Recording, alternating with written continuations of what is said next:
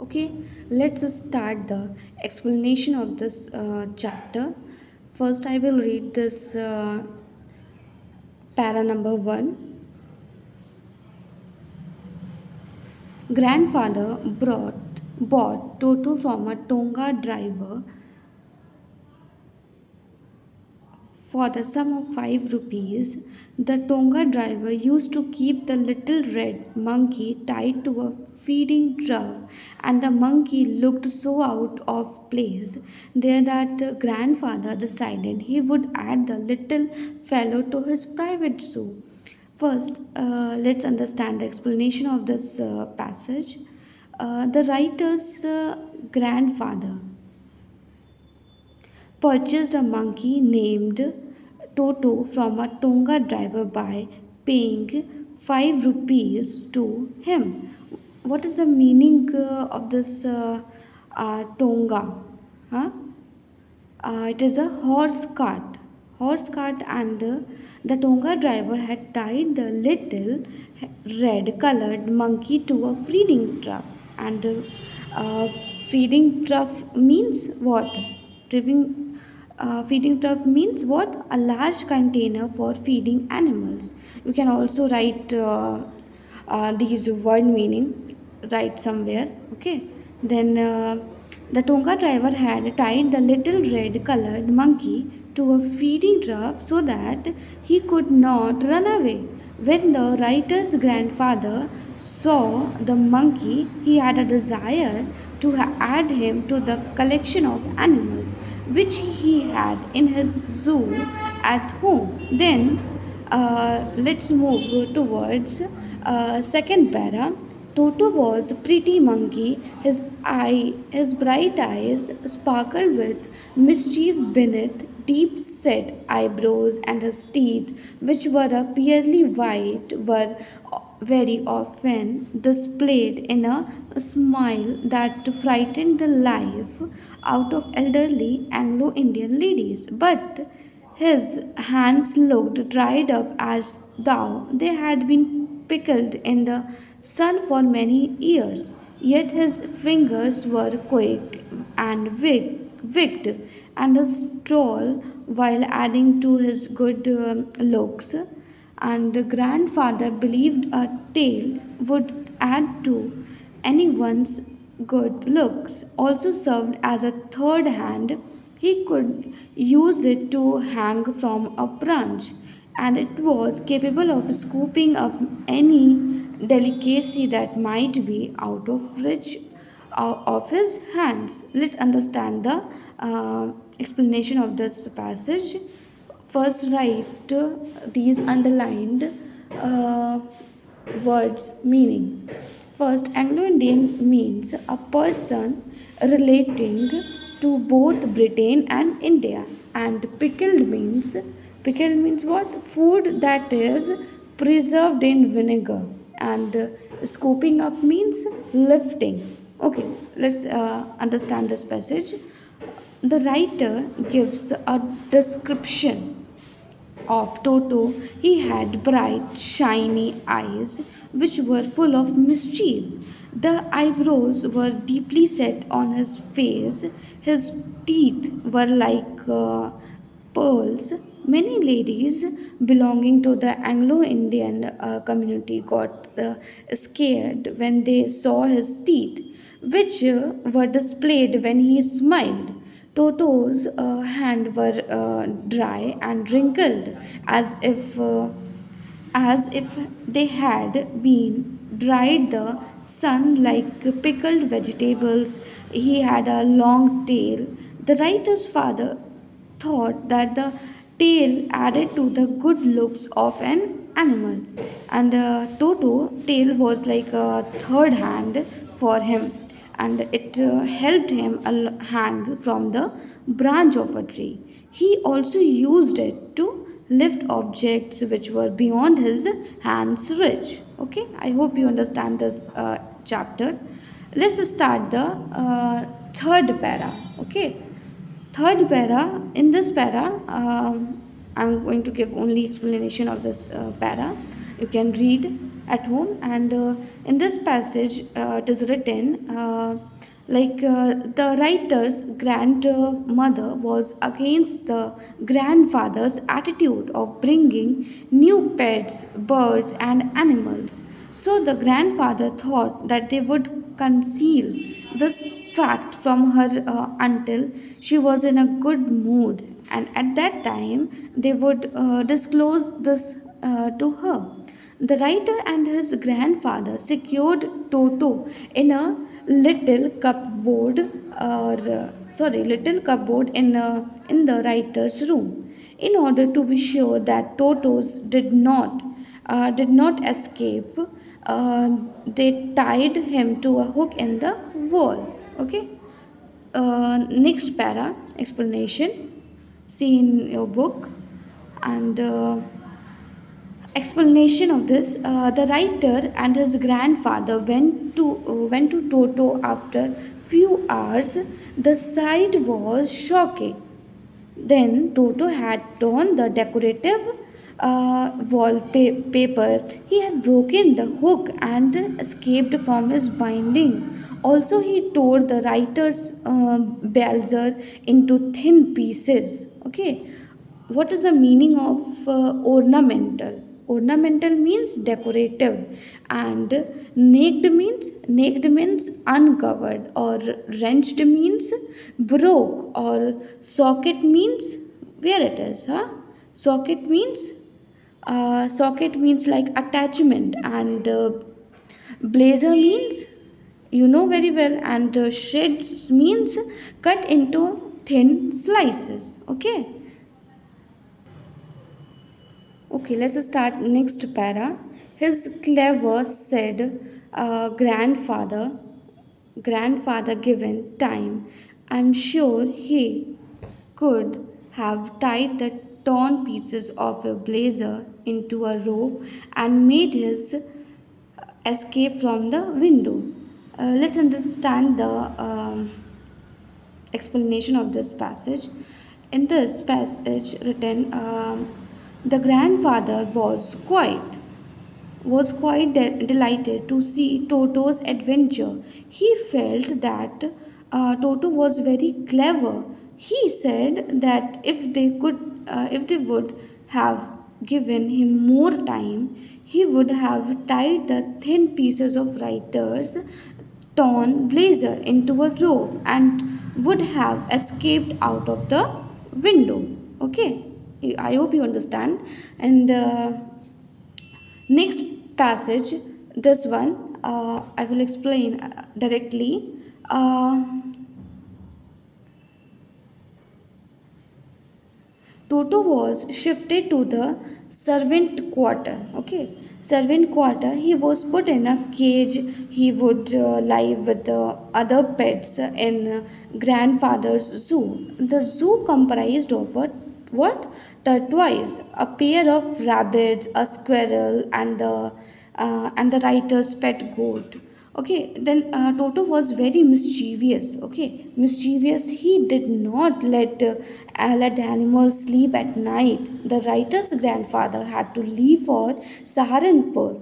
And then the next day, he decided to take Toto along as he was unmanageable. Okay, then in next para, the writer was very disappointed as he could not accompany his grandfather. So then he was very disappointed as he could not accompany his grandfather. And Toto on the trip, his grandfather narrated the happening of the trip to him later. He had got a special bag for Toto. It was uh, made of strong material, canvas, and he placed and some dry grass at the bottom of bag. One on the trip, the bag would be Toto's home as he would live in it. The bag had a zipper on top of it, and the writer's grandfather ensured that when the bag was closed, Toto would not be able to escape out of it. Neither could he come out of the opening as it was closed with a zipper, nor could it bite the strong canvas material in order to run away. Still, Toto made unsuccessful attempts to come out of the bag due to his what? Many times the bag would roll on the floor, or it would certainly jump in the air. And then, what is the next step? These movements were noticed by the people on the railway platform and then made them curious to know what was inside the bag. Okay, then in next para, what Toto remained secured in grandfather's bag till Saharanpur. At the Saharanpur railway station, the writer's grandfather was taking out of his ticket to cross the turnstile. And at that time, Toto picked out of the bag and smiled at the ticket collector. Okay, I hope you understand. In next para, you will see the ticket collector was astonished to see a monkey in a grandfather's bag. He recovered quickly and then asked grandfather to pay the ticket monkey for traveling with a dog. And in next para, grandfather was unsuccessful in explaining to ticket collector that Toto was a monkey and not a dog. He insisted that Toto was not even an animal with what? With 4 feet. But the ticket collector was firm that Toto fell in the category of dogs.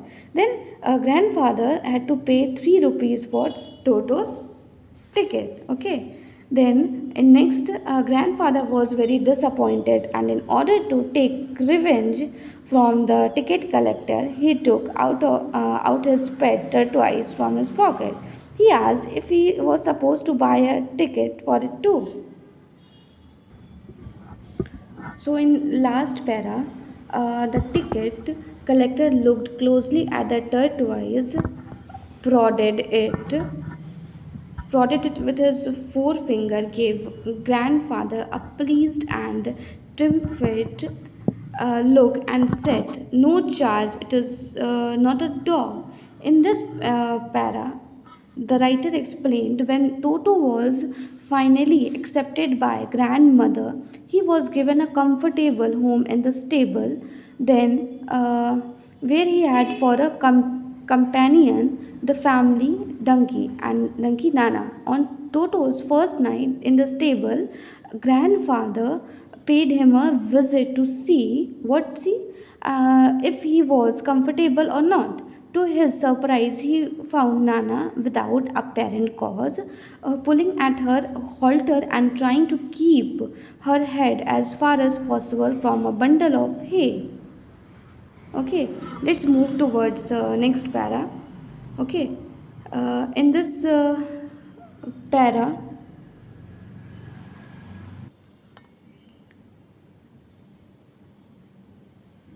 In this para, the writer's grandmother finally come to know of Toto's presence in the house. She allotted him space in the stable along with the family donkey Nana. On the first night in the stable, grandfather visited Toto. He found Nana's restless, pulling its rope in order to stay away from the heap of hay. Okay, in next para, this one, grandfather gave Nana a slap across her haunches and she jerked back. And dragging Toto with her, he had fastened onto her long ears with his sharp little teeth. Toto and Nana never became friends. Okay, let's understand this passage. Grandfather hit Nana on the back in order to stop it. Then Nana jumped back with a jerk, and Toto was dragged along with her. And then in next para, you will see in the winter season, Toto enjoyed having a warm bath. He would pretend to be selfish, and before starting his bath, He would check the temperature of the water. He would copy the writer and step into the tub. And then, 1 foot at a time, finally, he would sit in the water and with his face out of it. Then he would rub himself with soap, or when the water became cold, he would run out of it to stove in the kitchen in order to dry himself. Toto got annoyed. He was laughed upon. He get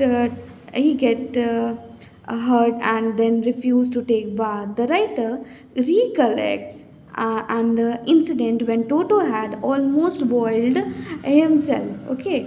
Then in next para we will see.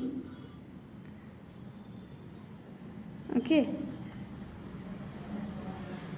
In a large kettle, water was boiling on the stove, and Toto climbed up to the stove and removed the lid from it, and he felt that the water was warm enough for him to take a bath. He entered the kettle with his head out of it. When the water started boiling, it became hot for Toto. He thought of coming out of the kettle, but as the temperature outside was cold for him, he stayed in it. Toto kept on jumping in the kettle for a while. It was when the writer's grandmother arrived that she took the half boiled monkey out of the kettle. And then in the next para, if there is a part in our brain that governs our ability to create mischief, then that part in Toto's brain was highly developed, as he had great capacity to do mischief. He was always busy doing mischief. Whenever the writer's aunt passed him, he tried to tear their dresses. And in next para, we will see the writer recollects another incident when Toto created a lot of mischief at lunchtime. A dish of rice was placed on the dining table, and when the family reached to eat, they found Toto eating it, the writer's grandmother screamed at Toto, and in response, he threw a plate at her. When the aunts tried to catch Toto, he threw a glass of water in their face. And then, when the grandfather arrived, Toto left the place. And then, through a window with a dish of rice along with him.